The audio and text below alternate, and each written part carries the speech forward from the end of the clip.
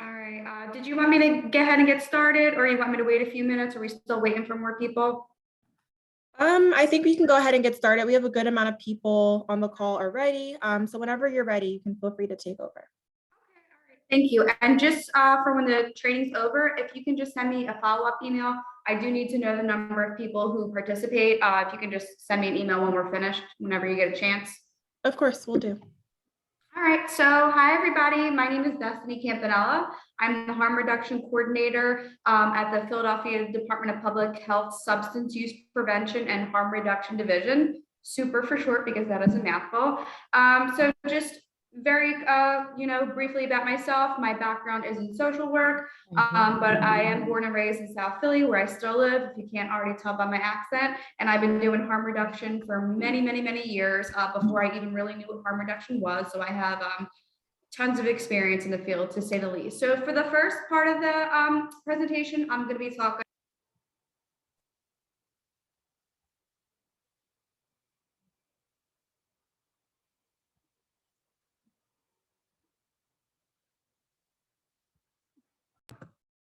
Oh, I'm sorry. It looks like I was on mute for a second. Can everybody hear me okay? Oh. Yes. Yes. Okay. All right. All right. Did it, all right. Can somebody just tell me like the last thing they heard? Nothing? I think you're still in your introduction. Oh, okay. All right. Well, yeah. So like I said, for the first half of the presentation, I'm going to be talking a lot about data and epidemiology of our state's overdose crisis, as well as different substances, polysubstance use. I'll pause, see if anybody has any quick questions, and then I'm going to be moving on to how to recognize and respond to an overdose. So I'm going to get ahead and get ready to get started. So I'm sure most of you know what I'm talking about when I mention the word opioids, or, we talk about opioids. So opioids are medications used to treat and control pain. So whether you're a person living with chronic pain or whether you just had a surgery, opioids were originally designed and meant to treat and control pain. But in this presentation, I'm mainly going to be talking about illicit opioids today, otherwise known as street drugs.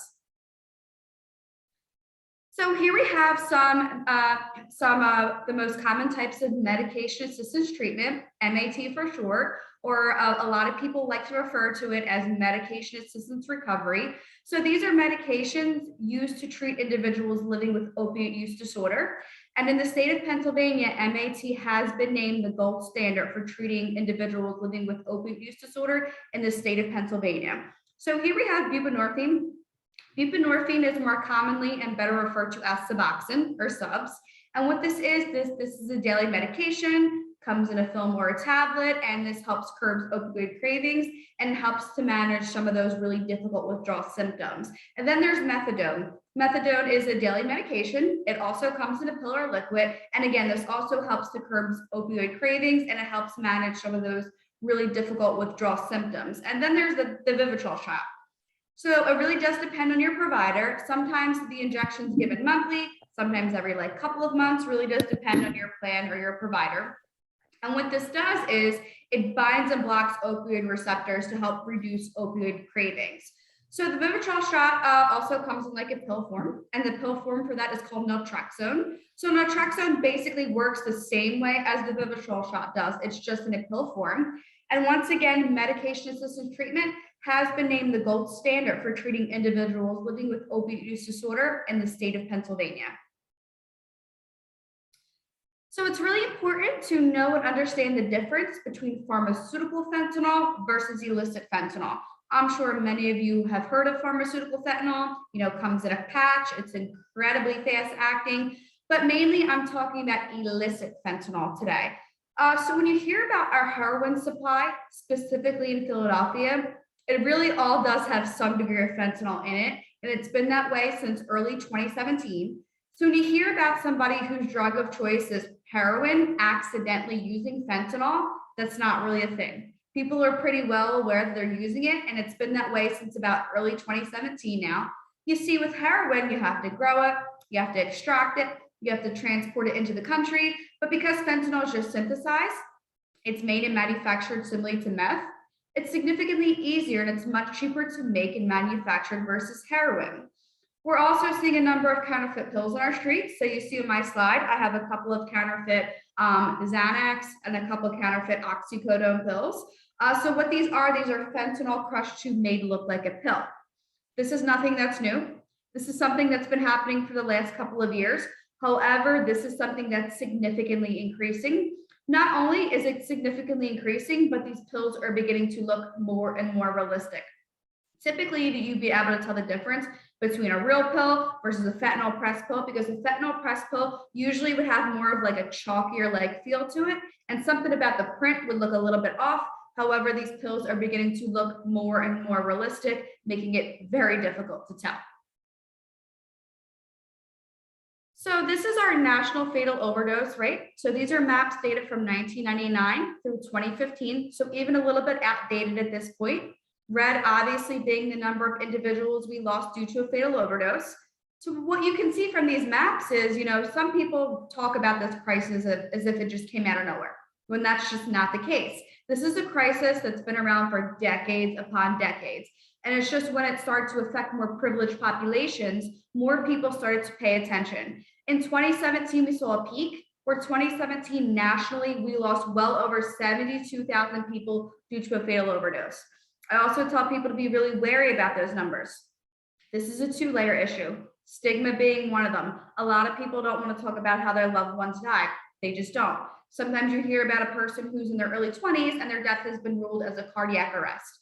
Also, life insurance. If your loved one dies due to a fatal overdose, your family does not get that money. So while our data tells us 72,000, it's probably significantly higher. That's also not including people who die due to drug-related harms like endocarditis, cellulitis, other infectious wounds caused by IV drug use, or anything else people may die due to drug-related harms. Those numbers are also not included. Last year, we lost nationally over 100,000 people due to a fatal overdose in our country. So this is a map from 2019. This just highlights our national fatal overdose rate. Basically, what you take away from this map is that pretty much across the entire country has been impacted by this crisis. Some areas just a little more than others, but we're seeing pretty much across the entire country has been affected by this crisis.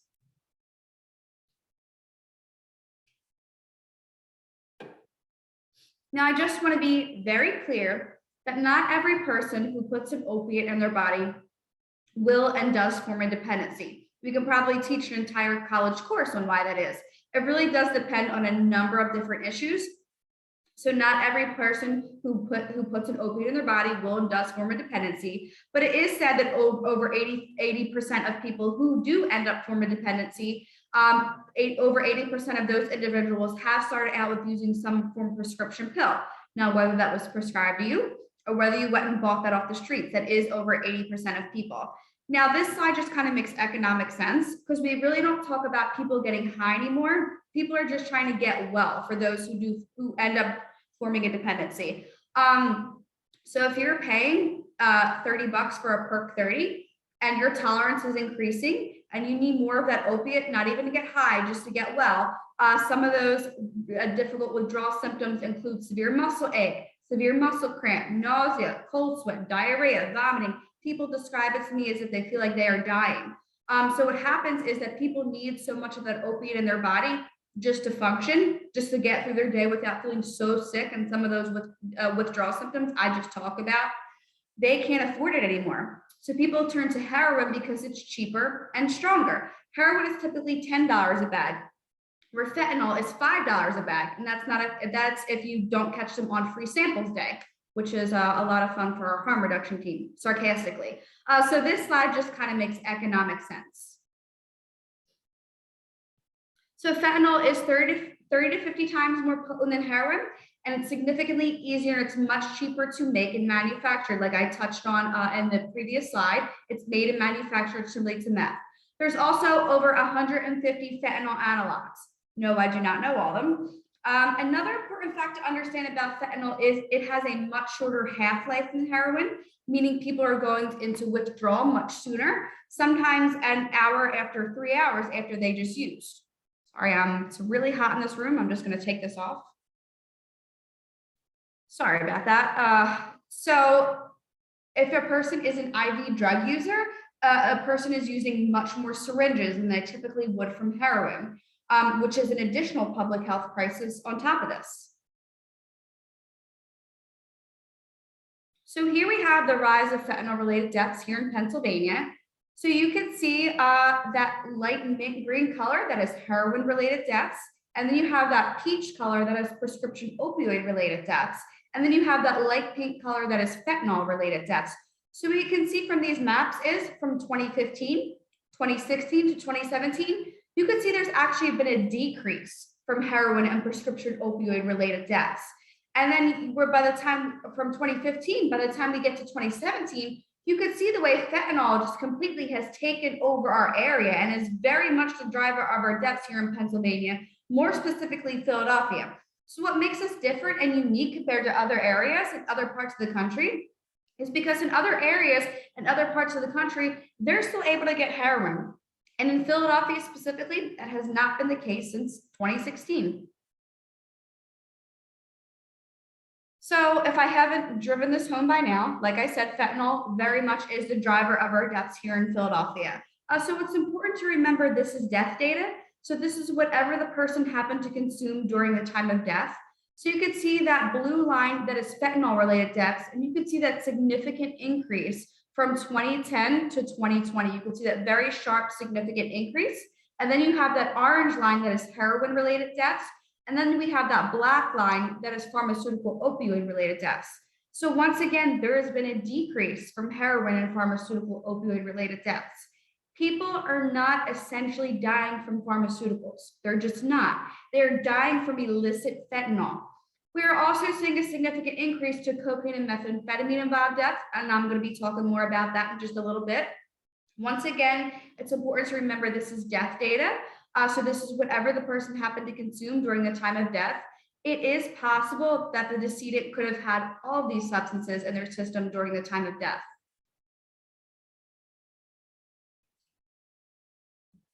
So this is just a couple of myths about fentanyl. There's always a lot of mass hysteria circulating in the media that you can die from touching fentanyl, that is airborne. I'm here to tell you that is absolutely not true. I touch fentanyl probably on a weekly basis in my line of work, and I'm still alive to tell the tale.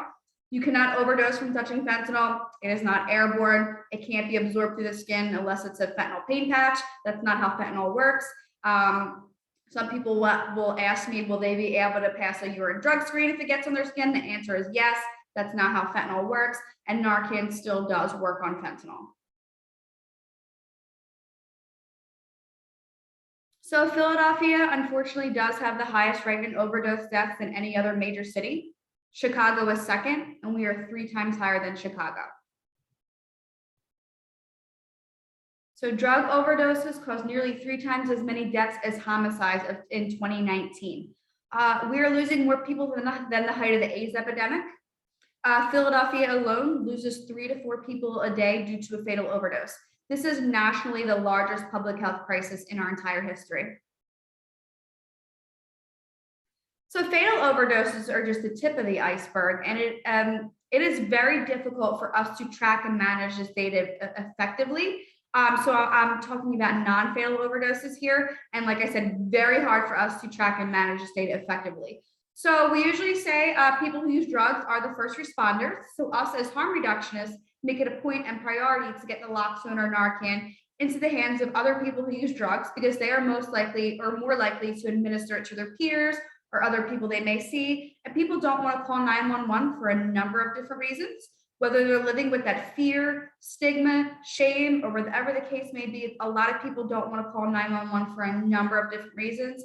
I personally have witnessed a lot of medical professionals really mistreat and stigmatize people who use drugs. I've seen it multiple times. I've reversed an overdose before, and EMS never even showed up. Imagine that you're just waking up from surviving an overdose and you have a bunch of cops standing around you shining lights in your face. That is very traumatic for a person. So people don't want to call 911 for a number of different reasons. So it is very difficult for us to track and manage this data effectively. So 1,214 people died from a drug overdose in 2020. So 2017, again, that is the year we saw a peak nationally. We lost 1,217 people due to a fatal overdose.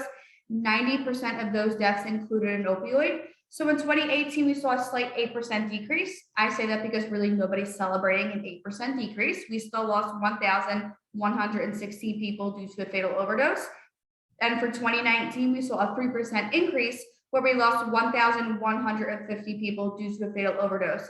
Not all of those deaths include an opiate, but most did. And for 2020, we saw a significant increase. And we think a lot of that obviously had to do with the global pandemic. We lost 1,214 people. So we can't just only talk about opioids. And I think most of you probably have realized that by now, given all the previous death data I just shared with you. So if we're really only talking about opioids, we're really missing a big part of the picture. I usually do not like to use the term opioid epidemic or opioid crisis because I feel like it's pretty inappropriate for us to call it that at this point in time. I like to call it an overdose crisis or overdose epidemic because polysubstance use is really common amongst people who use drugs.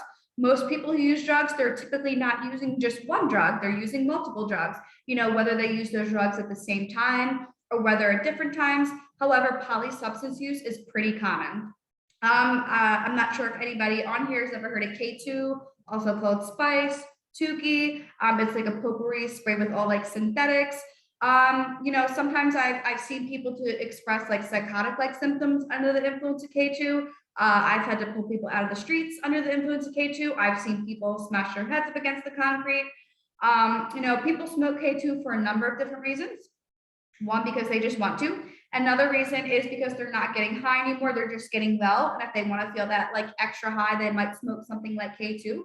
K2 can also be difficult to detect on a urine drug screen. So if a person is living in a sober living home, if you're on probation or parole, K2 can be difficult to detect on a urine drug screen.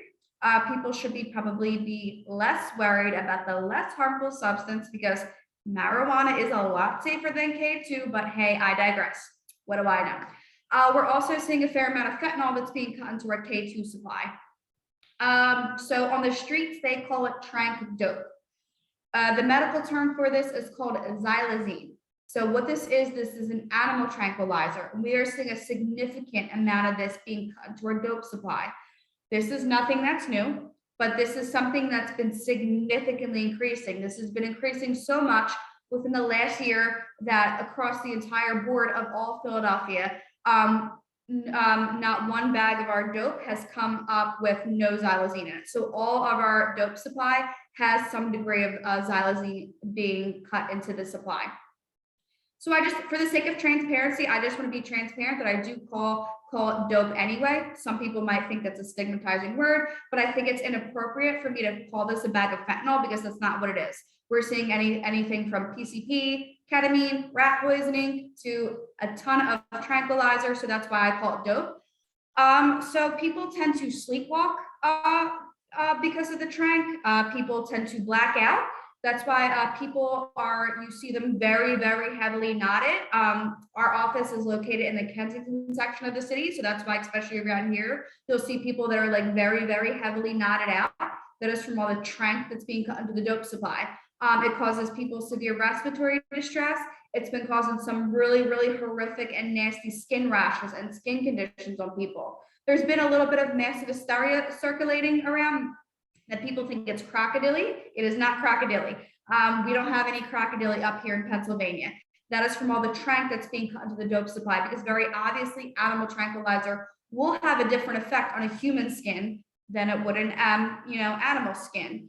So when we hear about all these major drug busts happening, when we hear about these dealers getting their supply confiscated, and why in theory that might sound like a good thing, right? We think we're winning the war on drugs when that happens. However, drug dealers have one job. Their job is to sell drugs. You are never going to eliminate drug sales. That's just not a thing. You're never going to eliminate drug use. That's just also impractical. So when a dealer gets their supply confiscated, I can guarantee you they are always going to replace it. And what ends up happening is they replace it with whatever they can get their hands on. And it's usually much more harmful things like this. So like I mentioned previously, we are seeing a significant increase to cocaine and methamphetamine involved deaths. Once again, we can't just only talk about opioids. Like I said, polysubstance use is fairly common amongst people who use drugs. If a person is feeling very drowsy-like, very sleepy, and they want to feel that burst of energy, they tend to call this speedballing. That is cocaine and methamphetamine. Sometimes it can cause people to go into seizures. We're also seeing a fair amount of fentanyl that's being cut into our cocaine supply. Like I said, we cannot just only talk about opioids.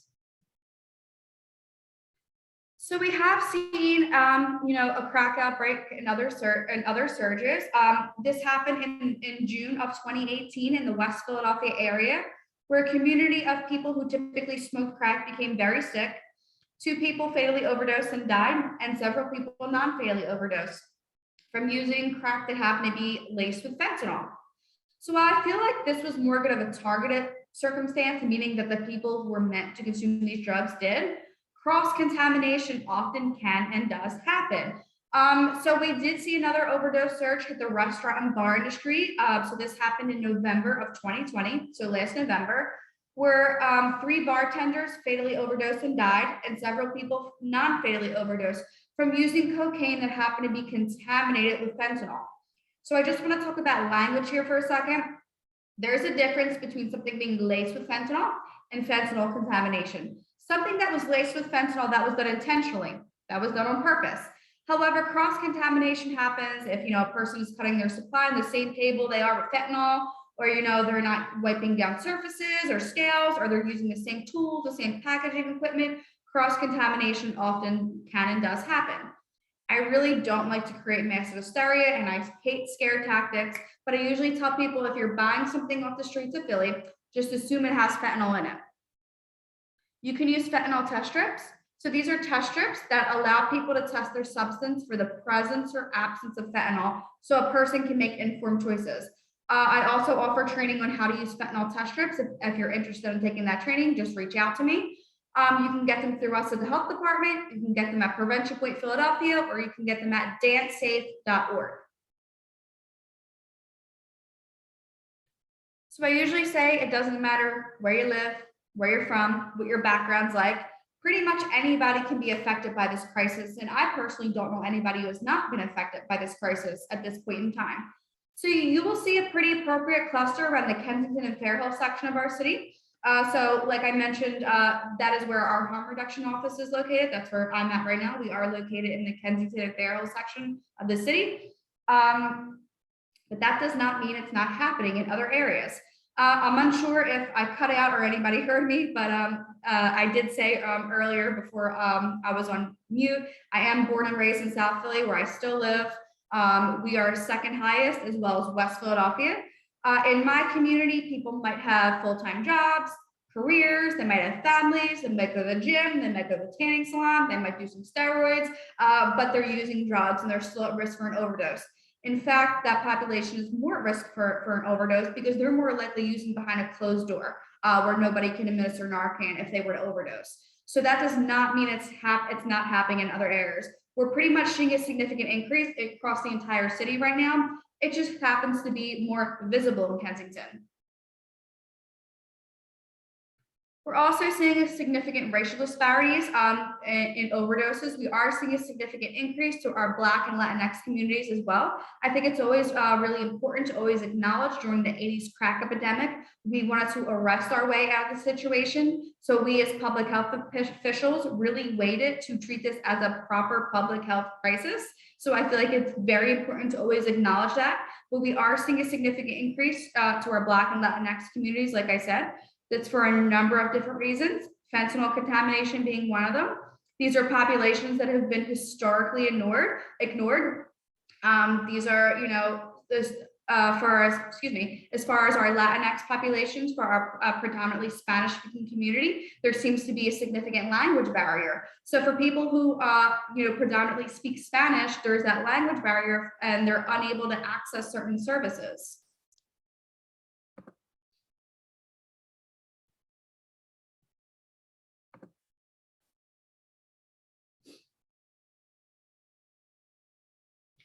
So 70% of overdoses occur within a private residence.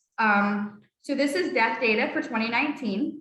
This does not mean the time of death occurred within the resident's home. It just means the time of death occurred within a private residence. The time of death could have happened at a friend's house, at a recovery house, at a neighbor's house, but 70% of fatal overdoses do occur within a private residence. So you'll see that very, very dark blue. That is the Kensington and Fairhill section of our city. For 2019, between 61 and 99 fatal overdoses occurred within a private residence. And then we have slightly lighter, but still dark blue. We have that 19148, that's South Philly, and the same color blue that's up a little bit, that's West Philadelphia, where between 31 and 60 overdoses occurred within a private residence. So I'm going to stop and answer a few questions, and then I'm going to be moving on to how to recognize and respond to an overdose. For this part of the training, I definitely ask you to hold all questions to the end because I may answer them as I go.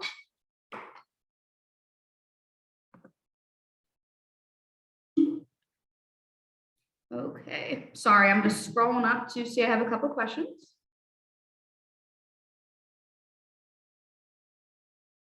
Okay, so test strips use. So I do offer a training on how to use fentanyl test strips.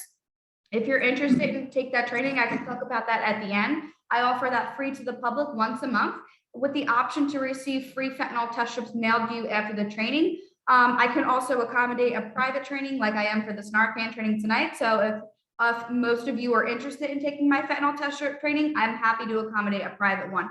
But they're pretty simple and easy to use. You just need water and something to put your water in. And you can get fentanyl test strips through us at the health department.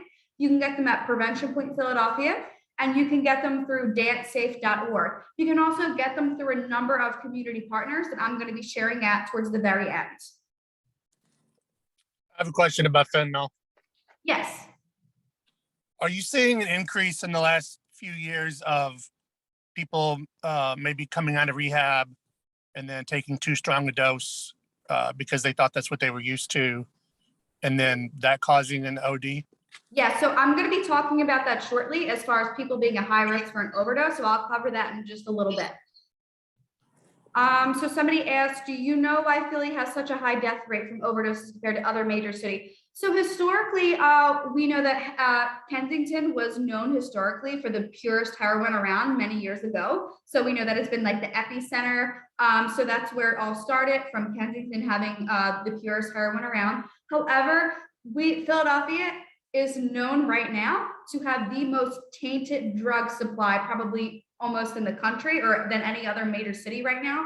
Our drug supply is so poisonous and deadly compared to other parts of the excuse me, I was about to say the city, other parts of the country. Fentanyl completely took over our streets in all of 2017, where in other parts of the country, they were still able to find heroin. Not only that, but we are seeing a significant increase to xylazine, and other parts of the country, like Maryland and other cities, are just starting to see xylazine make its way into their dope supply. And xylazine is much more harmful than fentanyl is.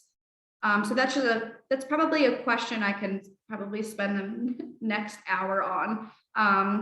Our system is really quite terrible, to say the absolute least, as well.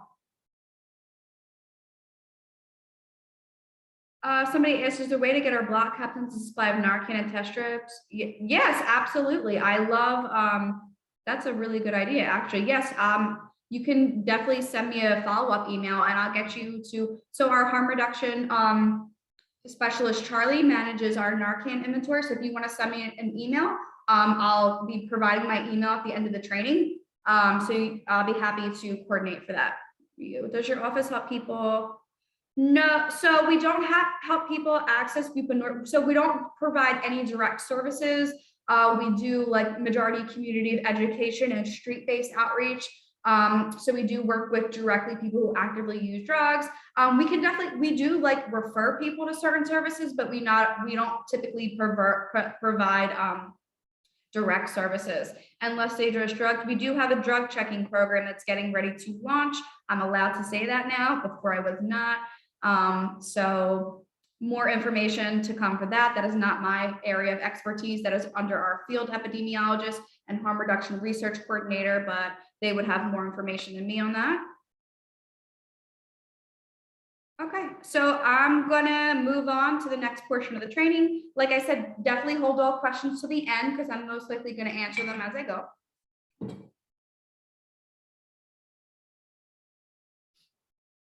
So drug use happens on a continuum. So people use drugs for a number of different reasons, whether that's experimental use, situational use, binge use. There's a really big difference between substance use disorder and drug use. The two are entirely different. However, you do not have to be a problematic or chaotic drug user to be at risk for an overdose. Especially with all the fentanyl that's being contaminated into a lot of other substances. So you do not have to be like a problematic or chaotic drug user to be at risk for an overdose. So what puts people at risk for an overdose? You have mixing drugs, variation, strength content. So you are a lot safer taking pharmaceuticals than you would be street drugs. You could overdose from taking drugs orally, smoking drugs, or injecting drugs. If you have a history of previous overdoses, that does start to wear and tear on one's body, so that also increases your risk. To your question, hopefully I'm going to answer it now, and feel free to jump in if I don't clarify this. So tolerance change. This is the most important thing up here. As soon as your substance use has been interrupted for 24 hours or more, this puts you at a greater risk of an overdose. People in recovery are more at risk of an overdose than people who are actively using every day because of the tolerance change. So if you're a person that you're in recovery, you've been in a treatment center, you've been in a detox center, you've been in an assessment center, if you just getting out of jail, if you just traveled, whatever you did and you had some kind of pause or interruption to your drug use, you are now at greater risk of an overdose. And to answer your question further, if a person knows they're getting fentanyl, they most likely do. We're seeing with a tranquilizer that also increases people's risk of an overdose, even people who are actively using drugs every day, because if they get a bag that has a lot more tranq than fentanyl in it, and then their next bag a couple hours later contains more fentanyl, that interrupts somebody's tolerance. So that also puts people at a greater risk of an overdose. Using alone. Obviously, if no one's ready to give you Narcan, that also puts you at a greater risk. If you have physical health issues such as liver functioning, weight loss, immune system, dehydration, if you have breathing conditions such as asthma, that also puts you at a greater risk of an overdose.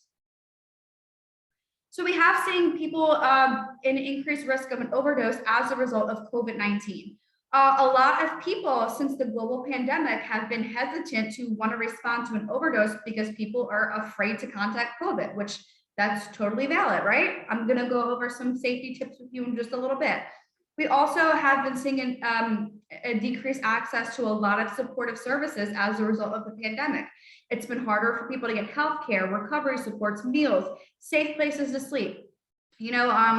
People who use drugs sometimes may have weaker immune systems, especially people who use like benzos, alcohol, and other opioids that already affect somebody's respiratory system. And we know that COVID also affects somebody's respiratory system. So that also puts people at a greater risk for an overdose. Time without use. We are seeing a number of individuals struggle with their own recovery as a result of the global pandemic. We've also have been seeing a number of people being released from incarceration as a result of the pandemic. So we're telling people, if you're going to continue your drug use, be very, very mindful of your tolerance. So sometimes overdoses can progress over a period of time. So for example, a person doesn't always overdose as they're using their drugs. Yes, it does, and it happens quite often. So for example, if a person is injecting drugs, yes, they can and often do overdose as they're injecting their drugs. That does happen.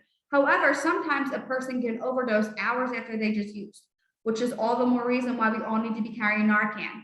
So what's happening is the breathing becomes suppressed, the respiratory rate slows, the brain no longer gets enough oxygen, heart rate stops, and then death. So there's a difference between high and overdose. You might look at a person and think they're overdosing, but it could just mean they're just really, really high, especially with all the tranq that's being put under the dope supply. Sometimes it's very difficult to tell the difference. So if a person's just really, really high, they're going to have relaxed muscles, normal skin tone. They could have a very slow and slurred speech and a very drowsy-like appearance. They may be like hunched over. but they're going to be responsive to a stimuli, and their heartbeat's going to be, relatively normal. If a person's overdosing, they're going to be, they could be unresponsive or unconscious, which is mainly my experience. Their breathing is going to be very shallow or suppressed. Their skin's going to be turning completely pale. If they're a darker complected person, they're going to be turning more of a purplish color, and their skin's going to be a little more ashy. So around their lips are going to be turning blue, and their nail beds are going to be turning blue. They could be making a snoring-like sound. They could be gurgling at the mouth. They could be vomiting.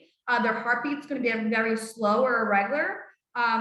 They can make a snoring-like sound. They can express like seizure-like activity, or they can express strange behavior prior to becoming unconscious.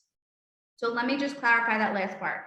I have seen a person who had a very glazed, like dazed look on their face. And this person had been like digging at the floor, and then this person shortly went into an overdose. So if you see somebody that's expressing that kind of behavior, it's important that you stay and monitor that person. However, if it's a complete stranger on the street and you're unable to do so, I usually always recommend like seeing somebody that's like around, like maybe a store owner, security guard, or other like peer that's around. Just say, hey, can you like look out for that person? And if they fall out, at least call 911. So like I said, with all the amount of tranq that we're seeing cut into the dope supply, sometimes it's really difficult for us to tell if a person's overdosing or if a person's just really, really high. So our team, because we do work with a very high-risk population, we use pulse oximeters. So just disclosure, my background is in social work. I'm not a medical professional. However, this is a very simple and easy tool. What it does, you place it right on the person's finger and it measures somebody's oxygen saturation. So if you work with a high-risk population, I definitely recommend you get one of these. I also strongly encourage you to get one of these if you live at home with somebody who's a high risk for an overdose. They're pretty inexpensive. You can get them on Amazon. I can't tell you how many times that people forget that snoring is a sign of an overdose. Unfortunately, a number of people have ended up passing away in their sleeps because people say, oh, my loved one's just really, really high. They're intoxicated. They're snoring. They're in a deep sleep. When that snoring has been mistaken for a death rattle. Snoring is a sign of an overdose. So once again, if you live at home with somebody high risk, I definitely encourage you to get a pulse oximeter. Like I said, simple, easy, goes right on the finger. You press this button, and what it does is it measures somebody's oxygen saturation. Typically, a person's oxygen saturation should be 90 or higher. If this drops down to the 80s, that's going to tell me this person may need to be administered Narcan or may need additional medical attention. It does affect the reading if you have gel nail polish on or if you're a person of color, but not significantly, only about 2%. So you still get a pretty good reading. However, if someone has like big, long acrylic nails with like jewels on them, I don't think you're going to be able to use one of these. But these are just a simple and easy to use tool that we use just to measure somebody's oxygen saturation. So how does Narcan or Naloxone work? So Narcan or Naloxone temporarily reverses the effects of an overdose. It does not flush the system. It does not flush the system. What it does, it temporarily knocks the opioids off the brain receptors. It works for about 20 to 90 minutes. It also only has an effect if there's an opiate in the body. So if you're hesitant and you're thinking, oh, well, this person could be having a heart attack. I don't know if I should give them Narcan. Just know you're not going to hurt the person. I can literally squirt Narcan up my nose. It's not going to do anything to me. I mean, don't do that because you're wasting it, but it's not going to have any harmful effects on anyone. So now I'm going to stop sharing my screen so you can kind of see me better. I'm going to go over the most common types of Narcan. So you may be most familiar with this version. This is the nasal spray. This is the most common. Comes in a box like this. Open it up. It has some instructions. So some of you may be familiar with this version. This is the older edition. It has the white plunger right here in the middle. This is the newer version, the kind that I just showed in my PowerPoint. So the newer version has a hot pink plunger in the middle. So if you have the version with a white plunger, it says the expiration date it expires in 2 years. However, we know how drug manufacturing companies are. The new version with the hot pink plunger extended the expiration date to an additional 36 months. Don't throw it away. Expired Narcan still work. It will work well after the expiration date. However, if you do happen to have some expired Narcan, we always take it at our team at the health department. So we can always swap it out, take your expired Narcan, get it to a population that we know can use it relatively soonish. We can give you a new dose of Narcan. Don't keep it in your car during any extreme temperatures. Some people say it will affect the potency in extreme heat. I personally don't think there's much data and evidence that supports that, but I do know in freezing cold weather, sometimes this middle plunger can tend to freeze a little bit when you go to use it. However, don't throw it away. Like hypothetically speaking, let's say it was below 0 right and snowing right now, and you had Narcan in your car. Just take it out and bring it back in your house. Like don't throw it away, it still will be fine. I just know sometimes if people go to use this in extreme cold, sometimes the plunger might be a little like sticky and freeze a little bit. All Narcan works one time and one time only, so never take it out of the pack and play with it unless you're going to get ready to use it.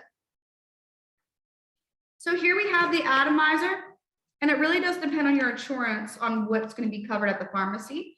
So a lot of people really don't like this version, and some people do, and I'll explain why that is in just a second. So if you're really bad in emergency situations, you're probably not going to like this one because you have to put it together. So I'm going to take this yellow cap off and I'm going to pop this off. And then there's another yellow cap at the bottom right here. I'm going to pop this off. I'm going to take the Naloxone, and there's a purple cap right here. I'm going to pop this purple cap off, and I'm going to screw this in very simple right here. And then I'm going to place the Atomizer right here on top. So I'm going to go over everything in very, very thorough detail in just a second. I just want to very briefly show you how the Atomizer works. So I'm going to demonstrate on Jerry here. So what I'm going to do is I'm going to squirt a little bit of this in each of Jerry's nostrils.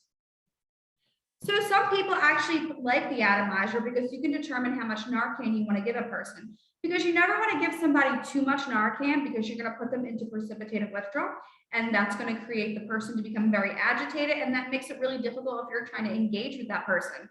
And how you can tell, okay, maybe I want to give Jerry here a little more is I'm going to look at Jerry's coloring, I'm going to look at Jerry's breathing, and I'm going to say, okay, maybe I want to give Jerry here a little more. And like I said, I'm going to go over everything in significant, thorough detail in just a second.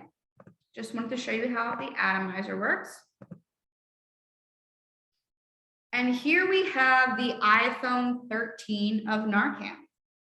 It is called Evzio.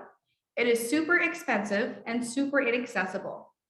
This typically goes for $4,000. The only reason why I still train on it and still have this in my training is because our department did get a grant for Evzio some time ago. So there might still be some floating around on the streets. So that's why I still train on it. However, this is typically like really expensive and really inaccessible. This trainer contains no needle or drug. If you are ready to use, pull off red safety guard. Chest, place black end against outer thigh, then press firmly and hold in place for 5 seconds. 5, 4, 3, 2, 1. Injection complete. So that one's super fancy, right? I know the recruiting did say to place on the outer end of your thigh. However, you can also do it in your arm. I did it on my arm because we're on camera and it's easier, but you can, as long as it goes into to a muscle. So you can either put it in the arm or the thigh. It can go right through the clothes. So if a person has a pair of jeans on, it can go right through the jeans. I have a shirt like this on, so it can go right through the person's shirt. However, if somebody happens to have like multiple layers of clothes on, you're obviously going to have to pull something back a little bit.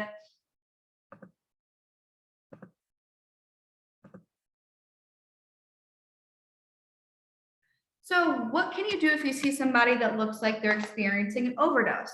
So I just want to be very clear that this does not discriminate. Overdose can happen anytime, anywhere, to anyone. So I want to be very, very clear on that. In fact, before this crisis has reached the magnitude it has, the highest rate was actually nurse practitioners and union workers. So this does not discriminate. So I'm going to turn my camera off. So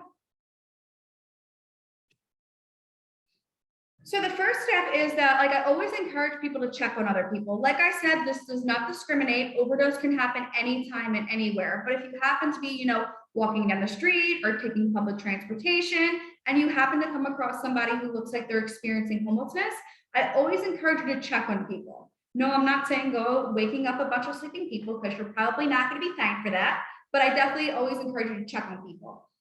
You can actually save somebody's life just by checking on them. So if a person is nodded out in like a really uncomfortable position and they're like cutting off their airway, one of my colleagues has recently come across a young lady who was on the L and she was like leaning on the chair in front of her, cutting off her airway like this.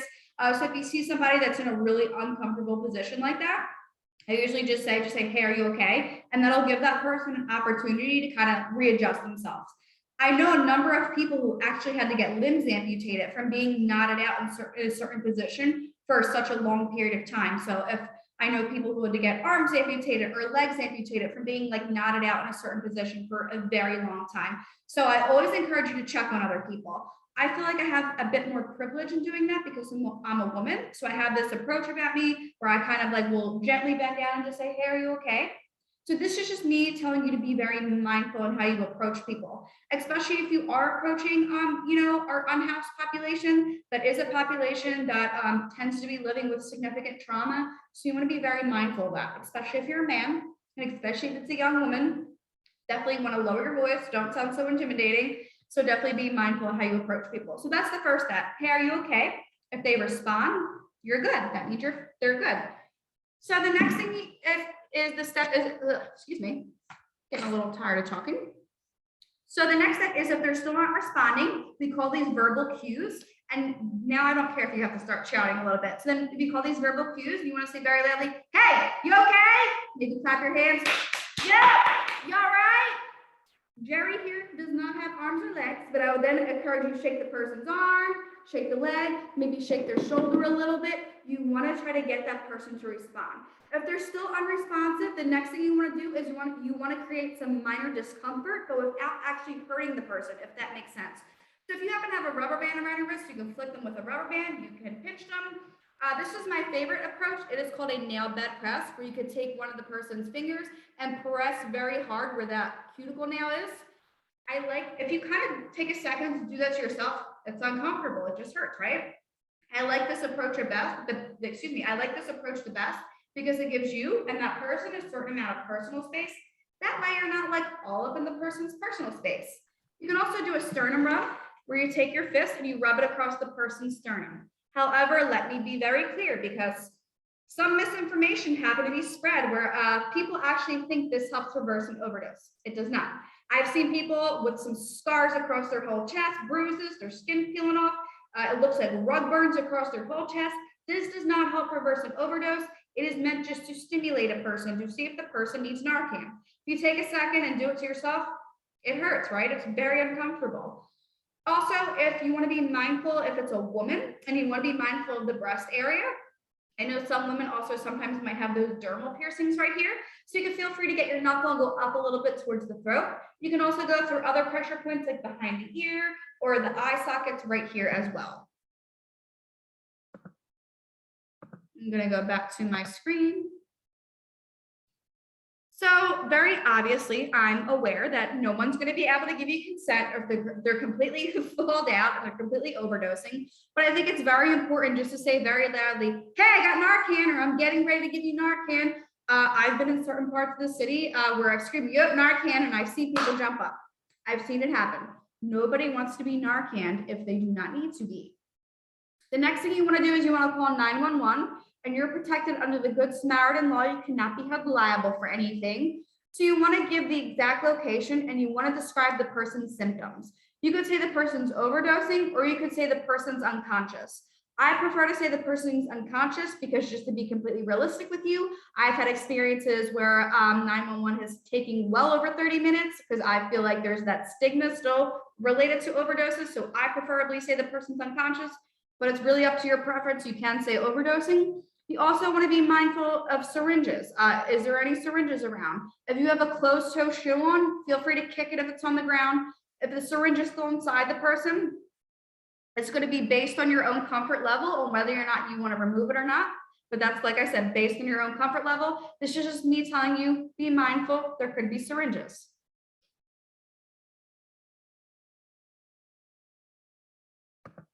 So Narcan takes about 3 minutes to work. Don't expect to shoot this in somebody's nose and them to miraculously jump up. I've almost never seen that happen. And if it has happened, I'm going to make the assumption they probably didn't need Narcan in the first place. The medication really does need time to take effect. If you remember to set a timer. In my Narcan kit I use at work, I have like a cheap stopwatch I got off Amazon. However, let's be realistic. Somebody is dying and we're all not going to remember to stop to set a timer because that's reality, right? Another technique you can do, you can go by your 911 call. So if you call 911, that's a really helpful way to kind of keep track of your 3 minutes. Also, it's helpful if you're with another person. You could say, hey, call 911 and keep track of my 3 minutes. So let's say, I think Jerry here might be overdosing. I'm going to say, hey, are you okay? Jerry here is not responding. No, you okay? I'm going to try shaking Jerry's arm, shaking his legs, shaking his shoulder. He's still not responding. I'm going to try giving Jerry here a sternum rub. I'm not going to keep doing it. I'm going to stop because he's still not responding. I'm going to say, okay, so if you remember to set a timer, call 911. I'm going to say the person's unresponsive. So I'm going to get my Narcan kit. It comes in a pack like this. I'm going to say that I'm getting ready to give you Narcan. So we are still in the middle of a pandemic, and I usually keep gloves in my Narcan kit. So it comes in a pack like this. You're going to flip it around and you're going to peel it back just like this, and it's going to fall out of the pack. It's very, very hard to screw this version up. It literally works just like a Flonase. So I'm going to grab my demo. So what you're going to do is you're going to place your 2 fingers right here, and you're going to press your thumbnail right here on the plunger. So I'm going to tilt Jerry's head back, and I'm going to insert the Narcan in his nose and press. See, it's so easy. You don't have to do both nostrils. You don't have to like pinch this other nostril shut. You just insert it in the person's nose and press down the plunger just like this. This metal plunger, sometimes it falls out, sometimes it doesn't. Discard, it's trash. Remember, it works one time and one time only.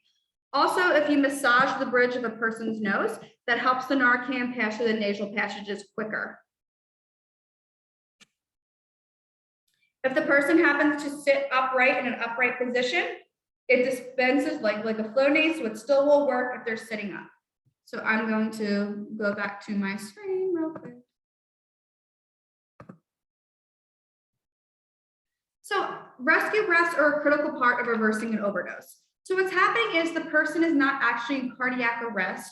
Their brain is not getting enough oxygen, and we know that can have long-lasting damaging effects on a person. Especially with all the amount of tranq that's being cut into the dope supply, rescue breaths are very, very important. However, I'm also still aware we are in the middle of a global pandemic. So the decision to do rescue breaths are going to be based on your own comfort level. If you're high risk of contacting COVID, or if you have asthma, I maybe not recommend doing rescue breaths. If you work with a high risk population, definitely get yourself trained in how to use a disposable ammo bags. Definitely get the proper training on how to use those.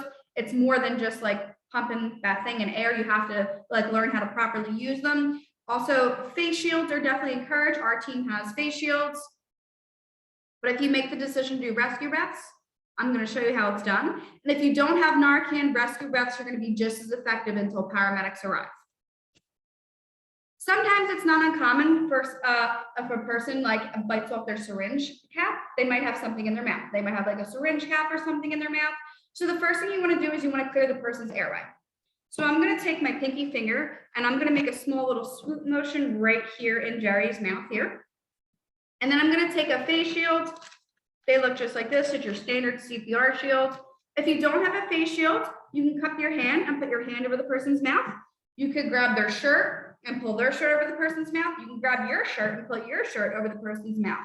I've seen people punch up paper cups, use paper cups, plastic bags. So there's definitely ways you can get creative and create a barrier between you and that person's mouth. If it's somebody in your personal life, you may not care about any of that. I know I wouldn't. So I'm going to take my face shield and I'm going to align it here with Jerry's face. So I'm going to pinch the nose shut and I'm going to tilt the head back and I'm going to give 2 very strong breaths every 5 seconds. So what you're going to do is you're going to do 1 Mississippi, 2 Mississippi, and you want to do that every 5 seconds. So you're gonna look at the person's coloring. Is their coloring coming back? Is their breathing improving? These are some signs you wanna look out for. If it's been 3 minutes and you're like, okay, this person's breathing is still very shallow and suppressed, their coloring is still completely off, then you wanna grab your second dose of Narcan. So 2 of these come in a pack. Same thing I just showed you. You wanna peel it out of the pack, it's gonna fall out. So I'm gonna grab my demo. Once again, 2 fingers right here. I'm gonna place my thumb in the plunger. Once again, you just wanna tilt the person's head back and insert the Narcan in their nose and press down on the plunger just like this. And if you make the decision to do rescue breaths, you wanna repeat if you wanna do the rescue breaths once again.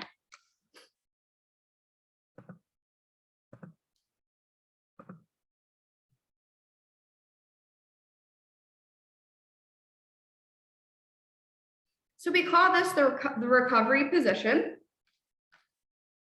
So sometimes a side effect of administering Narcan could be vomiting, and you don't want that person to choke on their own vomit. You also want to make sure the person's able to breathe properly on their own. So you want to make sure the airway is completely clear. So you want to lift the left arm above the head, and you want to put the right hand to their shoulder, lift the right lift the right leg up at the knee, and you want to roll the individual onto the side.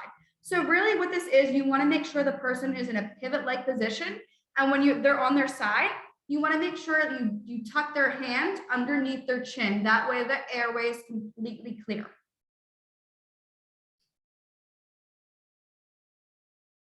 So like I said, Narcan does not flush the system. The person's system is just temporarily blocked. It really does depend on the person. It depends on their tolerance. It depends on what they took, how much they took. It depends on a number of different things. They could overdose within the next 20 to 90 minutes or not. I've known people that have, and I've known people have not. Everybody really is different, but it's important to know that their system is not flush. It's just temporarily blocked. So if the person goes with the EMS and paramedics, you're good. Your job is done. However, if the person does not want to go with the paramedics, which I find is often the case, you're going to have a very difficult conversation with that person.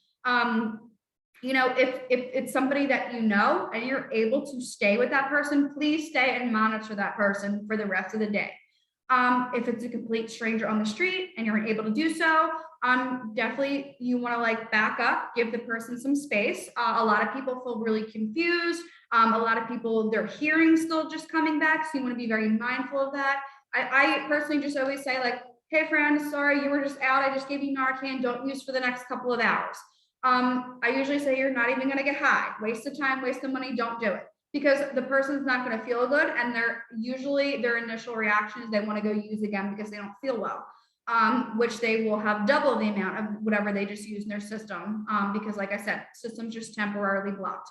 I had a person tell me one time, I don't know what you're talking about. I don't even use drugs. So you don't want to like further shame, argue with the person. You don't really want to do that. I usually tell the person, just don't go in a secluded area, make sure you're out in the open, make sure you're not like in an alleyway or anything, make sure you stay out in the open. That way, if you fall out again, hopefully somebody calls 911 or administers Narcan. So sometimes reversing an overdose can be, pretty traumatic. You just saved somebody's life. So it's really important that you take time to process what just happened. I have provided this, do self-care, whatever that means for you. And I provided this resource at the bottom called nextdistro.org/OD aftercare. So Pennsylvania does have a standing order, meaning anybody can walk into a pharmacy at any time and ask for Narcan. You don't need a prescription. You don't need a prior authorization. They have to give it to you under Pennsylvania's standing order. So Narcan is covered by most insurances. Could be a $2 or $3 copay, sometimes 40, sometimes 120. It really does depend on your insurance. Narcan is actually very expensive if you don't have insurance. So there's this new PA Naloxone copay assistance program. It covers up to $75 of your copay. You can also get Narcan at Philadelphia Pharmacy, Community Walgreens, Prevention Point, or Next Distro. So one of our community partners, Soul Collective, has partnered with Next Distro. Any Philadelphia resident can receive free Narcan or free fentanyl testing strips. and that's through nextdistro.org/Philly. So that is free, that is confidential. You can get Narcan and fentanyl test strips right at nextdistro.org/Philly. So here are just a couple of overdose prevention strategies even beyond Narcan. We have testing your drugs, use fentanyl test strips, ask around for your before you buy, see how today's supply seems to be affecting other people. Look at your drugs. Do they look weird to you? Do they feel weird? Do they look a little off? Start out small, go slowly. Don't use the whole thing at once. Maybe save now, save some for later. If you're using alone, there's the National Never Use Alone hotline where you're able to stay on the line with a peer operator. It is completely anonymous. You can give a fake name, but you have to give your actual location. And if you become unresponsive, the peer operator sends EMS to your location. There's also the Be Safe Community app. This works similar to the Never Use Alone hotline. It's just an app, and that is the braveapp.com. It's available on Apple and Google Play Store.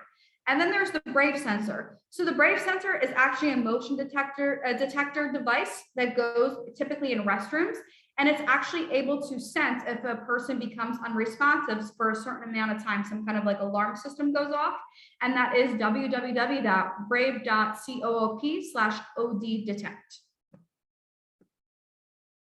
So here we have a couple of policy approaches, and I can also spend the next hour talking about each of these, but I won't. So we have decriminalization, safe consumption sites, drug checking programs, and safe supply.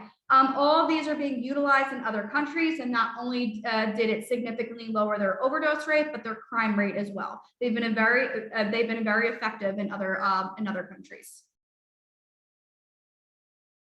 So here's some Philly harm reduction services. So if you're interested in ever donating, volunteering, or you need harm reduction supplies, please feel free to contact. And all of these community partners can be found on our website, phillynaloxone.com. All of these community partners also have social media pages. So feel free to contact or give them a like, follow, anything. And that is Prevention Point Philadelphia, Angels in Motion, Soul Collective, Operation in My Backyard, Project Safe, or Goods and Services. So if you're interested to learn more about drug use and stigma, you could check out National Harm Reduction Coalition, Narcotica, which is a podcast, Changing the Narrative, Filter, Crackdown, or We Are the Drug Policy Alliance, which is one of my personal favorite resources. So I just talked a whole lot, dumped a lot of information on you. So you can find all that information I just shared with you at www.phillynaloxone.com. I know I need to change my title on this, and Rachel is still with us. You'll see her email right here. She just transitioned to another role. So if you're interested in any questions about Narcan, please feel free to reach out to me, and I can divert that to our new harm reduction specialist, Charlie. If you're interested to get in contact with me, here's my email address at destiny.campanella@philly.gov. But I'm going to take the time to answer all questions, comments, concerns, and feedback. And I offer this training as well as how to use fentanyl test strips free to the public, and that could be found at phillynaloxone.com.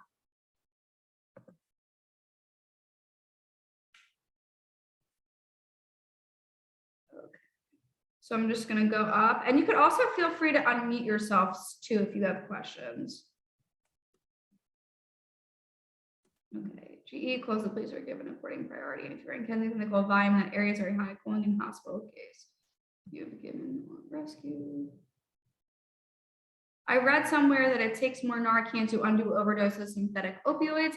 Has it affected your experience anyway? So it's actually, this is due to the amount of tranq we are seeing being cut into the dope supply, meaning that some bags of dope have are mostly just tranq with little traces of fentanyl, meaning that is Narcan, it's not ineffective. It just takes longer to reverse the overdose because, like I said earlier, tranq puts people into significant respiratory distress. So it's like people, they need oxygen rather than Narcan. So my recommendation would be to use IM Naloxone. So IM Naloxone looks like this. I don't train on it because of the syringes and the legality around syringes right now. but so I don't train on it formally. I do like my quick and dirty trainings for recovery houses or, you know, organizations that work on the streets. But so this is like I am naloxone, and this is the syringe that goes with it. So you would just like stick the syringe in here, draw it up, and you would stick it in the person's arm.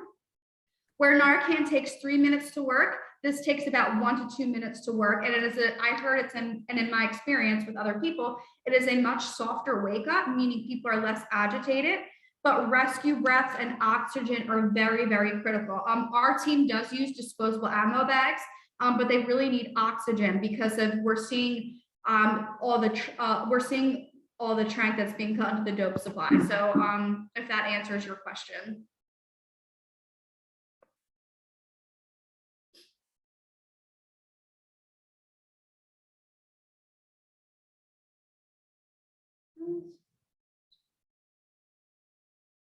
I don't know a company that gives out free pulse oximeters. Our team, we were giving them out over the summertime. Our field epidemiologist hosted a really good Let's Talk Trank event. Excuse me, I think my South Philly accent's coming out really bad now. I think I'm tired of talking. She hosted a Let's Talk Trank event at McPherson Square Park, and we were giving out a ton of pulse ox to the community. I think we still might have some left. If you really need one and you want one for free, I could always check that out for you. But typically they're pretty inexpensive.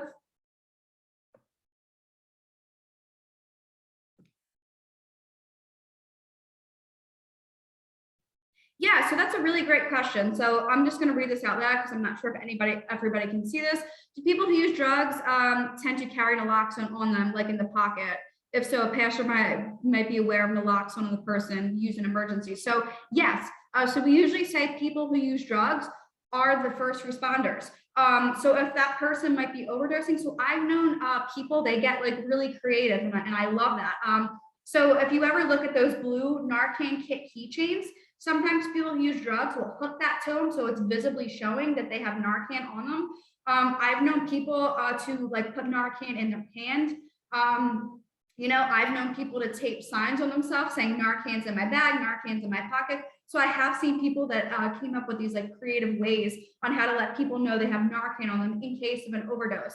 I also nobody like took me up on this offer, but like I wanted to see how this went. So I ordered one of those plastic, you've seen them at water parks. They're like for phones. They're like waterproof. So I said if people can like wear them around their necks and put like their Narcan in it so people can actually see it if they were experiencing an overdose and if like a passerby were around. But I haven't had much luck with people utilizing that, but I still like to give people plenty of options. I'd like people to have options choices. Can I believe of fentanyl? Okay, does naloxone work for sleeping pills, barbiturates, overdoses, or for children who got grandparents and medicine? So naloxone works on any opiates. So it doesn't work on anything else but an opiate.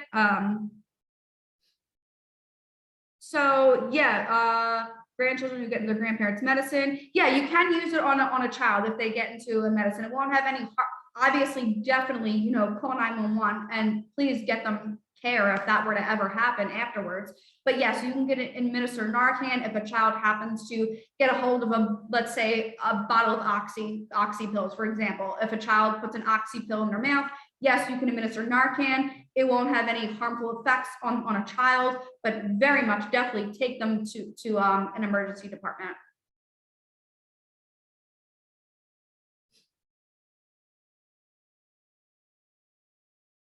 Is it true or false that rescuers can be affected by exposure to fentanyl when helping someone? I can believe this of carfentanil, but wonder if this is true or just.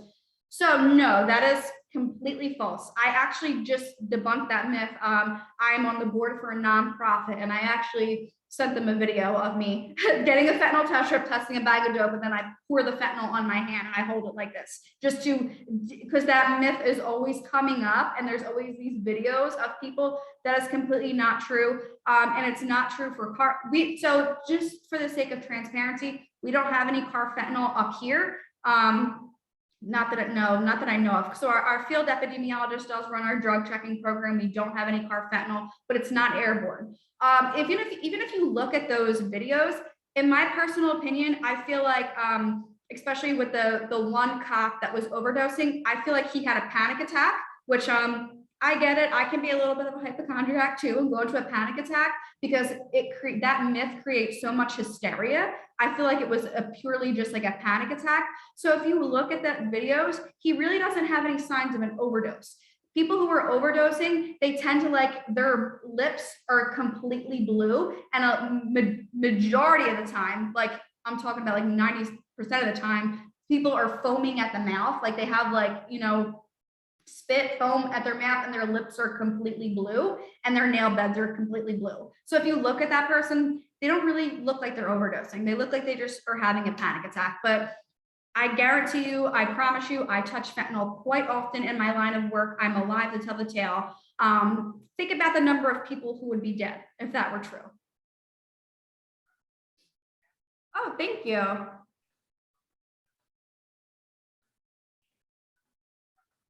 Oh, thank you very much.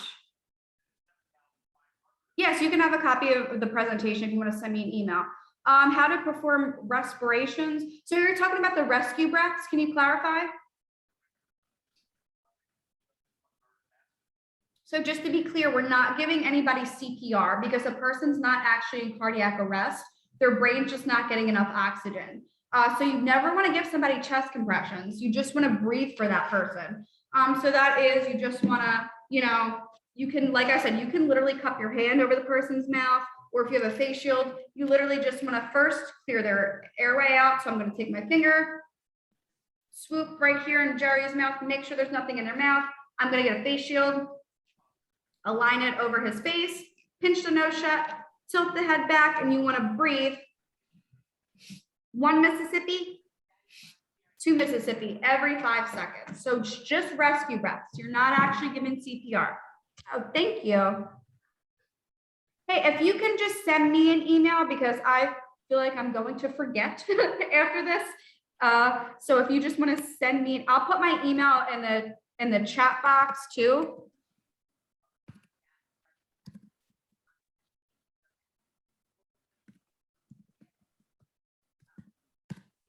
Okay.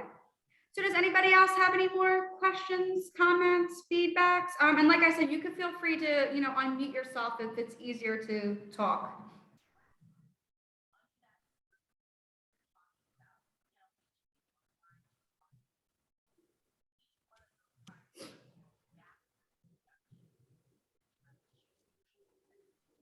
Destiny, Yes. do you recommend that regular people or healthcare providers just have like a vial of Narcan with them at all times in case they run into people? I recommend that everybody in Philadelphia carry Narcan because of our overdose rates and because we are seeing overdoses increase in every part of the city right now. So I recommend that everybody, carry Narcan. I was taking the subway, home from class like 2 years ago and reversed an overdose in the subway. So it can happen anytime, anywhere when you're really least expecting it. And like I said, especially with all the amount of fentanyl that's being cut into other things like cocaine, for example, like 3 bartenders fatally overdosed and died from using cocaine that was contaminated with fentanyl. So you could literally just be out at the bar grabbing a drink with somebody and somebody can experience an overdose. So it literally can happen when you least expect it. So I recommend that everybody in Philadelphia carry Narcan.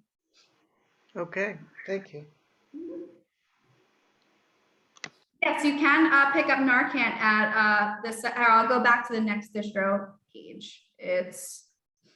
You can get free Narcan and free fentanyl test strips right here at nextdistro.org/Philly.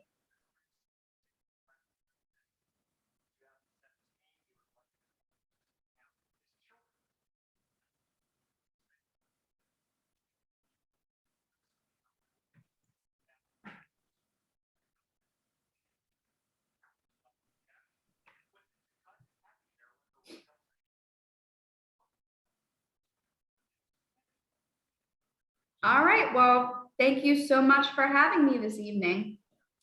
Thank you so much, Destiny, for the training. It was amazing. We got a lot of great feedback. I'll be sure to send you any information that you need from this training.